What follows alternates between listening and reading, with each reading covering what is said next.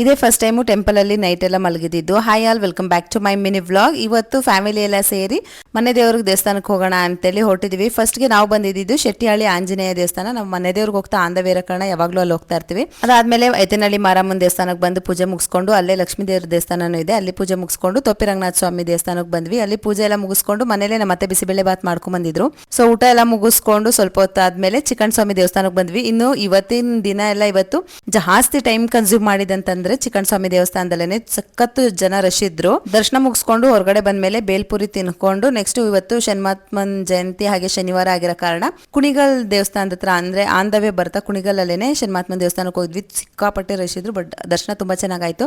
Next ನಾವು ಬಂದಿದ್ದು ಬಿದನಗೆರೆ ಆಂಜನೇಯ ದೇವಸ್ಥಾನಕ್ಕೆ. ಇನ್ನು ಇಲ್ಲಿ ಒಂದು ಆರ್ಟಿಫಿಷಿಯಲ್ ಆನೆ ಕೂಡ ಇತ್ತು. ಫಸ್ಟ್ ಗೆ ನಾವು ಅದನ್ನ ನೋಡಿ ರಿಯಲ್ ಅನ್ಕೊಂಡ್ವಿ, ಆಮೇಲೆ ಅದು ಆರ್ಟಿಫಿಷಿಯಲ್ ಅಂತ ಗೊತ್ತಾಯ್ತು. ಅದಾದ್ಮೇಲೆ ಇಲ್ಲಿ ನವಗ್ರಹ ಇರುತ್ತಲ್ಲ, ಸೊ ಅಲ್ಲಿಗೆ ಆ ಗ್ರಹಕ್ಕೆ ಯಾವ್ಯಾವ ಕಾಳು ಸಿಗುತ್ತೆ ಅದನ್ನ ಕೊಟ್ಬಿಟ್ಟು ಇಲ್ಲಿ ತೊಟ್ಟಿಲದ ಮುದ್ದ ಬಾಲಕೃಷ್ಣ ಇತ್ತು, ಅಲ್ಲಿ ತೊಟ್ಲು ತಗೋದ್ವಿ. ಮತ್ತೆ ಇದೇ ಫಸ್ಟ್ ದೇವಸ್ಥಾನದಲ್ಲಿ ನಾನು ಆಂಜನೇಯ ದಂಪತಿನ ನೋಡಿದ್ದು.